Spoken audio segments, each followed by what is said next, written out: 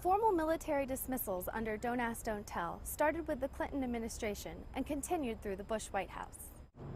For consumers, though, it's not only about price. With health concerns about spinach, tomatoes, and recently pistachios, it's also a safety issue. For Brett, practice makes perfect. So whether he's running on this path, biking, or swimming, Brett's hard work pays off. He consistently places in the top 3 in his age group. Amazing, since most of his training takes place in a pool instead of here in the open water, where the competitions take place.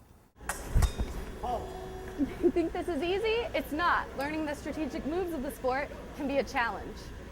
Registered students simply text the bike ID to the WeBike number, and within 20 seconds, a text is sent back with the combination to unlock the bike from its rack. What do we want? And when do we want it? Now! A crowd of more than 200 people gathered at the Capitol Friday, rallying to abolish Don't Ask, Don't Tell. They're hoping that a president who publicly opposed the ban and a Congress dominated by Democrats will conjure up enough votes to pass the Military Readiness Enhancement Act. This will in turn allow gay servicemen and women to serve openly in the military. Between 1997 and 2007, the Pentagon says that nearly 10,000 service members were discharged under this policy. I would tell anyone who tells me that we ought to retain Don't Ask, Don't Tell and also says, I support our troops, what you're really saying is, I support our troops, but not all of them.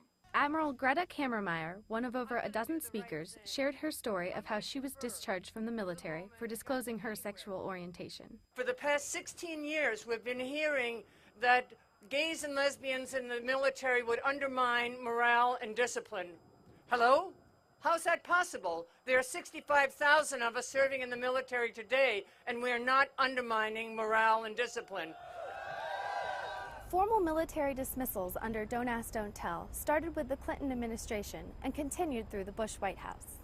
According to rally organizers, American taxpayers have paid almost $1 billion over the past 6 years to investigate, eliminate, and replace qualified patriotic service members whose sexual orientation violates policy guidelines. We don't do enough for our servicemen, and to treat these people with disrespect and to just honor them because they're gay, it's shameful. Organizers and rally attendees say that their goal is for Congress to hear their voices and abolish Don't Ask, Don't Tell by the end of this year.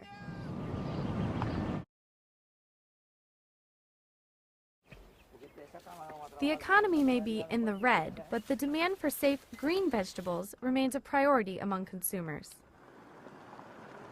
With the growing popularity of community-supported agriculture, farmers are reaping the benefits of cutting out the middleman and providing fresh, from-the-ground vegetables directly into the hands of customers. Knowing the farmer is a substitute for organic because I know you as a farmer. I don't need you to be organic.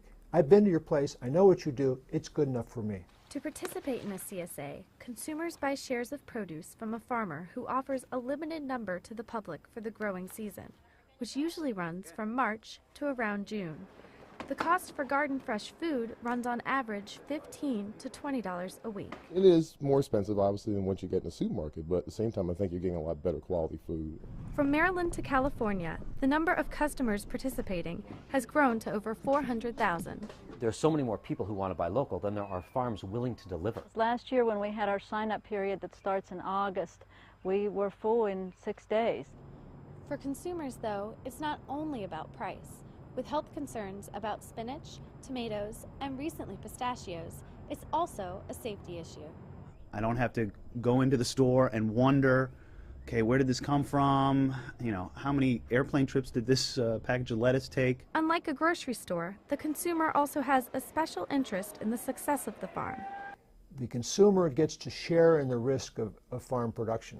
This shared risk can result in a win-win for both the farm and the consumer.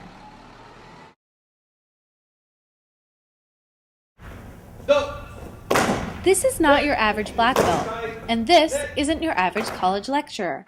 This is Terp alumnus King Klotz, a 6th degree black belt, former grand champion, and owner of Klotz Karate in Columbia.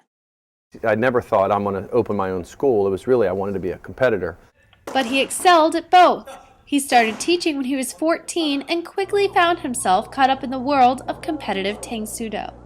I got ranked in the region, and then I started competing nationally, and I did fairly well. So well, in fact, that he ended up playing against a 7-year undefeated national champion in a 3-round match.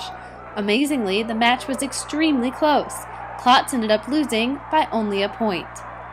It was a great experience. It was great exposure. Once his competitive career was over, Klotz decided to settle down, open his own school, and teach here at the University of Maryland, where hundreds of students take his classes each semester to learn the art of karate from one of the best in the field. He makes it fun, even though it's sometimes a little bit hard, but he's really intense, but he's a really good teacher. I feel like I'm ready. If anything happens to me, I'm ready to attack back. But these students are learning more than just karate. Martial arts isn't just your physical skills, it's your mind, it's your words, it's how you diffuse a situation. And if that doesn't work, Klotz wants to make sure his students don't get kicked around. In College Park, Valerie Bonk for Terrapin Timeout.